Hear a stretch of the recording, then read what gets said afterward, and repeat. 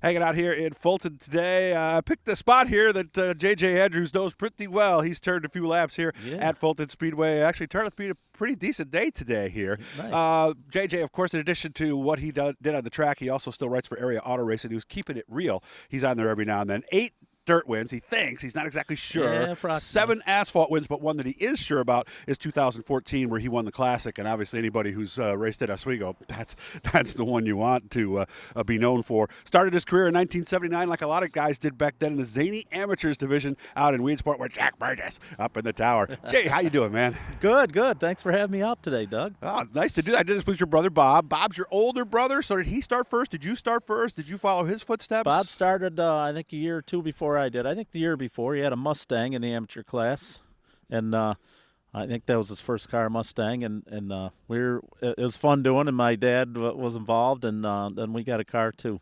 Nice. Now, were you working on the cars with your brother at first, and then with the Oh, goal yeah. of getting one yourself? Oh yeah, we always had the cars at the shop and stuff, at the house, and Dad had a garage and all that stuff.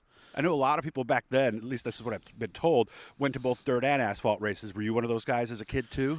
Nah, not too much. No. We didn't do too much pavement. I remember coming here when it was pavement maybe once or twice, but it's a very, very foggy memory. We used to go Brewerton, Fulton. My dad sponsored a Charlie Fletcher, the street stock at Brewerton, and that's how we got involved. And then he was involved with my eventual father-in-law, Rusty Vincent. Dad and Rusty, April's father. Dad and Rusty built a car.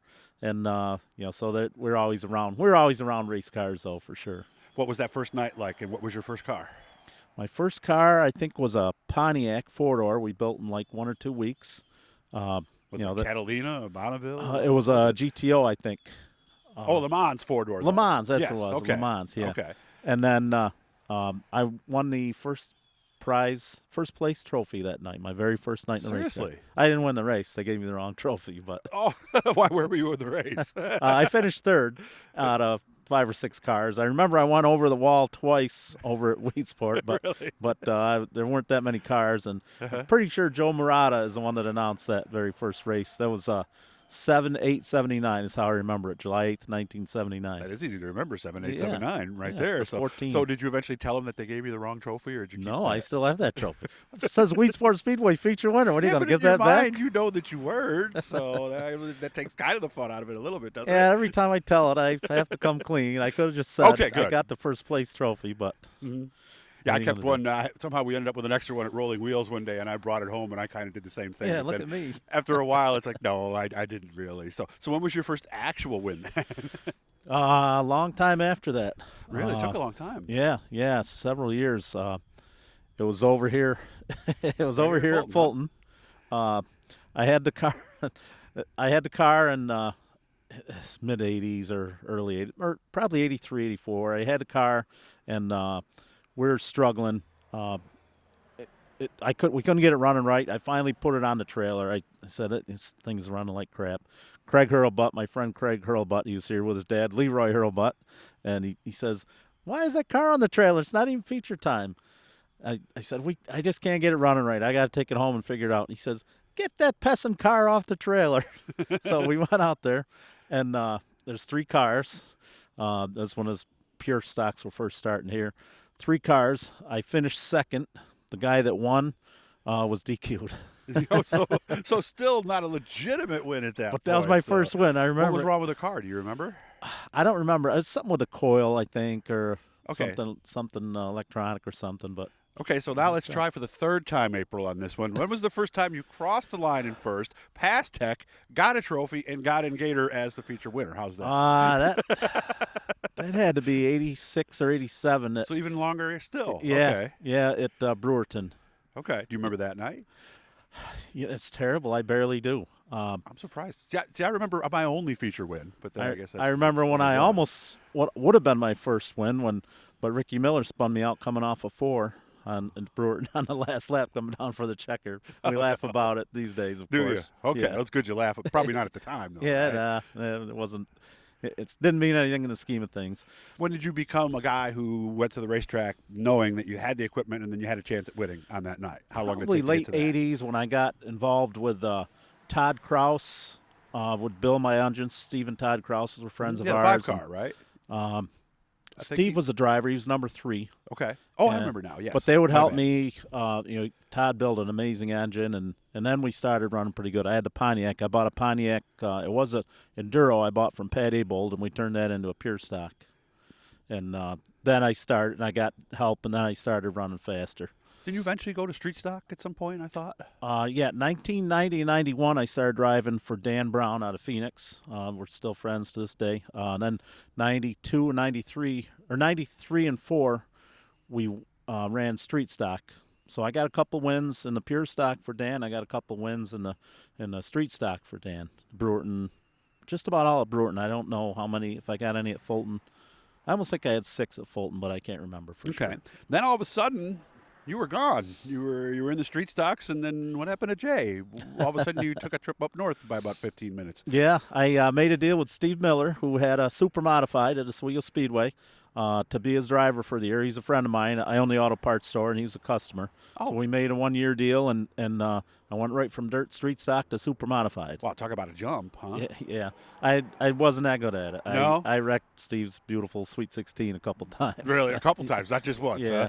I think the highlight of my super modified career was I had a 13th once, and the highlight was once I was coming off of 4, and Didero and Muldoon passed me inside and outside coming off of 4, lapped me at the same time. It scared the heck out of me. Well, if they show the picture of it, you'll be saying that you were going splitting them. I Yeah, I can't rather believe than- the time I passed those guys. Yeah, right through the middle. Yeah, I did it with style. So, Yeah. But that was only a 1-year thing.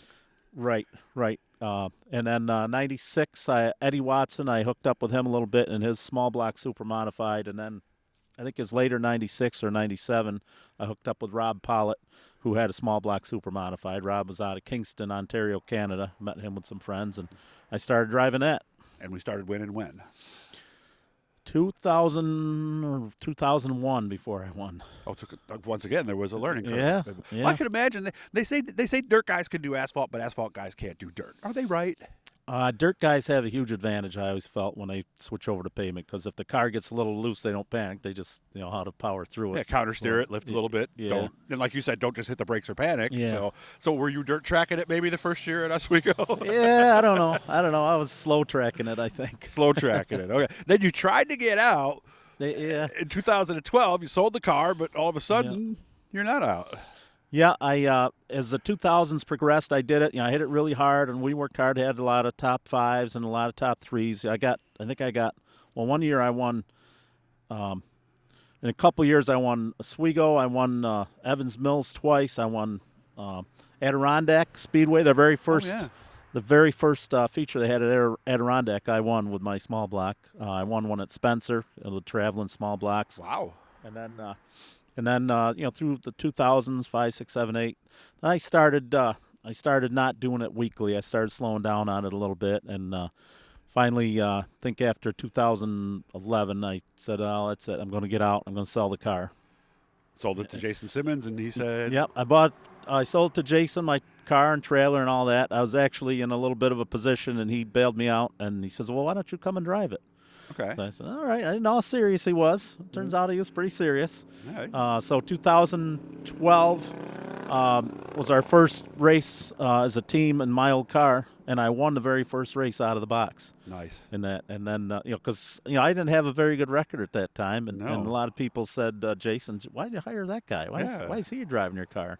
And then I won 12, 13, and 14. I won a feature every year, so proved why he saw something in me that I didn't even see. So what keeps you busy these days? In the used car business. I don't go to the races as much as I used to.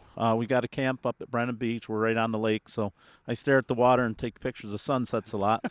I'm still a race guy. I follow them, and I'm watching it, and I'm reading it, and I've got the flow, and I had the dirt vision, and we do a lot of it on TV. But Nice. But it's hard to get me to leave camp on a nice day to go to Oswego. I went 5 or 6 times this year. Yeah. Well, it's good to see you. Good to catch up, and yeah. let's make sure we do some iRacing or something somewhere down the road. And you and beat April me can at swing that. down to the house. We'll dig out some of the old Outlaw Circuit tapes. Oh, that'd be fun. And have a little fun down Tell there. some stories. Guys at the Blue E, share, subscribe, support if you can. So good to catch up with you, man. I'm glad you're doing well, okay? Thanks, Doug.